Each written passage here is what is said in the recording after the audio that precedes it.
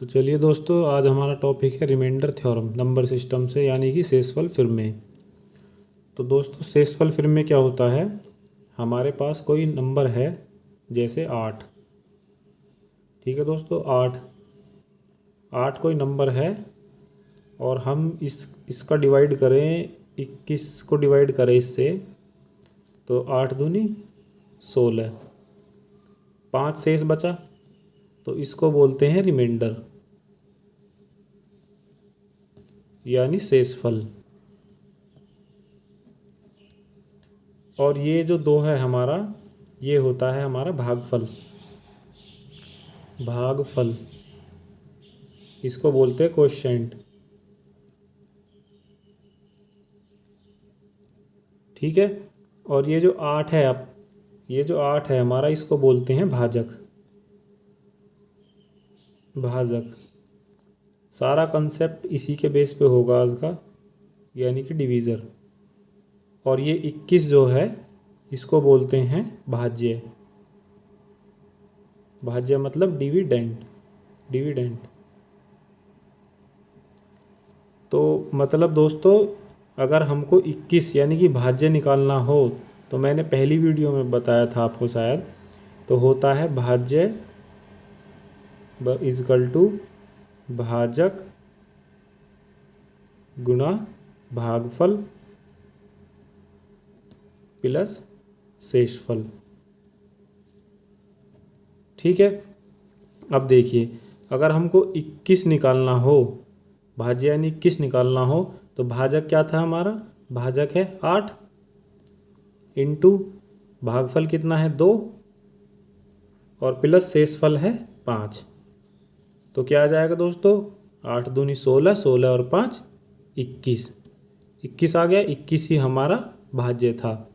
यानी कि अगर हमको कुछ भी दिया हो दोस्तों, अगर भाजक निकालना हो या भाज्य निकालना हो या भागफल निकालना हो या आपका शेषफल निकालना हो, तो एक सिंपल सा फॉर्मूला है, इससे सब कुछ निकल जाएगा। सारा रिमाइंडर थ्योरम यानी शेषफल फिल्में इसी कंसेप्ट पे होता है।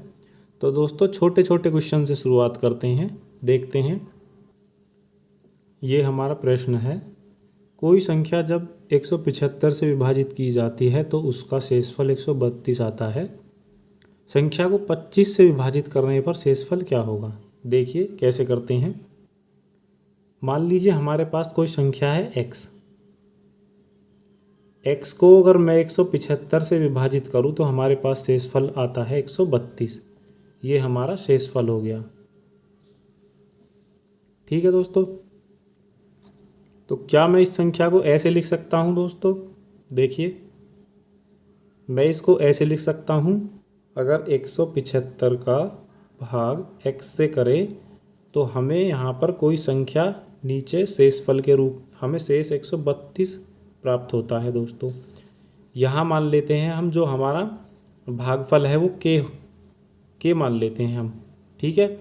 तो संख्या क्या हो जाएगी? यह संख्या हो जाएगी x इजकल टू, यानी कि भाजक हमारा 175 गुणा भागफल यानी k प्लस शेषफल 132। ये हमारी संख्या आ गई। अब ये कह रहा है कि संख्या को 25 से विभाजित करने पर शेषफल क्या होगा।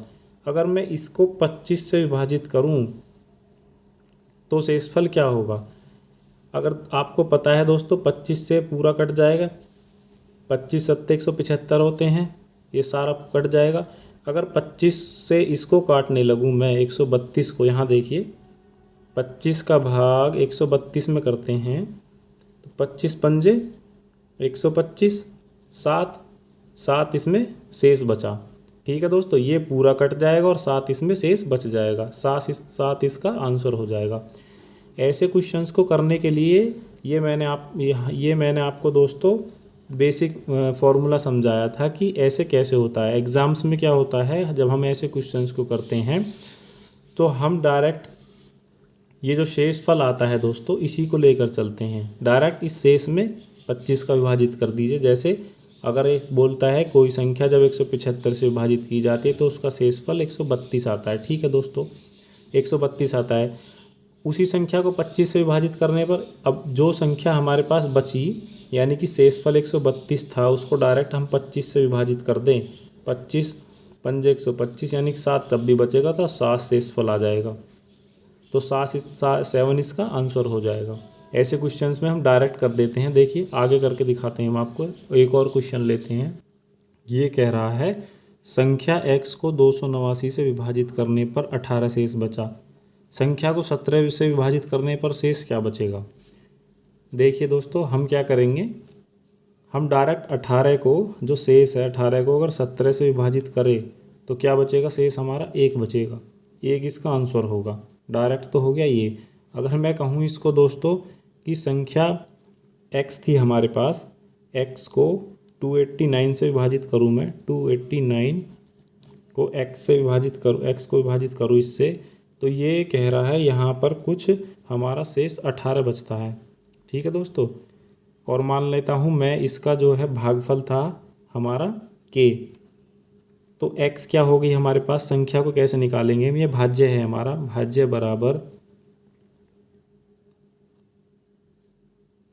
बराबर दोस्तों भाजक, यानी कि भाजक गुणा भागफल प्लस शेषफल, ये संख्या हो गई। अब ये कह रहा है इसी संख्या को 17 से अगर मैं विभाजित करूं तो शेष क्या बचेगा। देखिए 17 से 289 कट जाएगा 17 बार, सारी संख्या कट जाएगी ये, और 17 से 18 को काटेंगे तो 1 बचेगा शेष। तो इसलिए हम डायरेक्ट 18 को 17 से काट लेते हैं शेषफल को, इसलिए इसका शेष 1 बचेगा। 1 इसका आंसर हो जाएगा।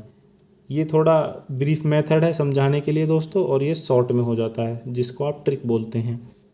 तो होता क्या है इन क्वेश्चंस में, अगर मैं कहूँ संख्या, ये कुछ मैं आपको बेसिक बता रहा हूँ, कोई संख्या है x, उसको d से हम विभाजित करें तो हमारे पास अगर शेषफल यानी कि रिमाइंडर r बचता है।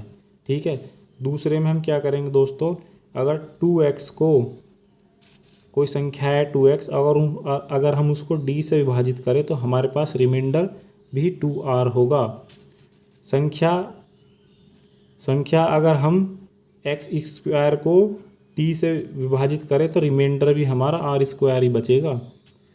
या अगर संख्या हमारे पास x प्लस 1 हो, उसको d से विभाजित करें तो रिमाइंडर r प्लस 1 होगा। या संख्या x माइनस 1 हो, d से विभाजित करें तो रिमाइंडर r माइनस 1 होगा। ये इसकी प्रॉपर्टीज़ होती है। अगर संख्या में हम कुछ भी जोड़े घटाएं ऐसे सवाल हो हमारे पास तो रिमाइंडर पर भी फ़र्क पड़ता है। आगे आने वाले क्वेश्चंस में हम ऐसे ही करेंगे। देखते हैं एक और क्वेश्चन ऐसा। ये कह रहा है दोस्तों n को 6 से विभाजित किया जाता है तो शेष 4 बचता है। जब 2n को 6 से विभाजित किया जाए तो शेष क्या बचेगा। देखिए n को अगर मैं 6 से विभाजित करूं तो हमारे पास शेष 4 बचा। यही बोल रहा है ये।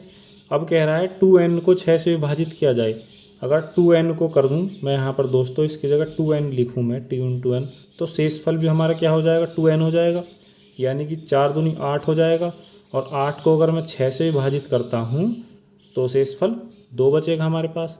ये मैंने प्रॉपर्टीज़ में बताया था आपको। शेषफल भी दुगुना हो जाता है, नेगेटिव हो जाता है, स्क्वायर हो जाता है, क्यूब हो जाता है। तो इसका आंसर 2 हो जाएगा। ठीक है दोस्तों, आगे देखते हैं क्वेश्चन। कह रहा है दोस्तों विभाजन के एक प्रश्न में विभाजक भागफल का 3 गुना तथा शेषफल का 6 गुना है। यदि शेष 2 है तो भाज्य क्या होगा। करते हैं सवाल को। मान लीजिए भाज्य जो है वो x है, भाज्य हमारा हम x मान लेते हैं, x है। तो x है दोस्तों, ये देखते हैं हम। यहाँ पे हमने कुछ सॉल्व किया इसको और शेषफल हमारा 2 बता रहा है हमको। सिर्फ यहाँ से करेंगे हम, शेष हमारा 2 है। ये हमारा शेषफल है जो 2 है, शेषफल 2 है। अब ये कह रहा है कि विभाजक यानी भाजक जो है, ये यहाँ देखिए शेषफल का 6 गुना है। यानी कि जो भाजक होगा वो 12 होगा, इसका 6 गुना होगा, 6 गुना 12 हो गया इसका। और विभाजक भागफल का 3 गुना है। यानी कि ये जो यहाँ भागफल आएगा इसका ये 3 गुना है, इसका ये 3 गुना है, इसका 3 गुना है। तो ये इसका 3 गुना कम होगा, यानी कि ये 4 होगा हमारा, 4 होगा। 4 का 3 गुना तभी तो 12 होगा। अब देखते हैं हम, भाज्य हमसे पूछ रहा है तो भाज्य क्या होता है, भाज्य इजकल टू भाजक गुणा भागफल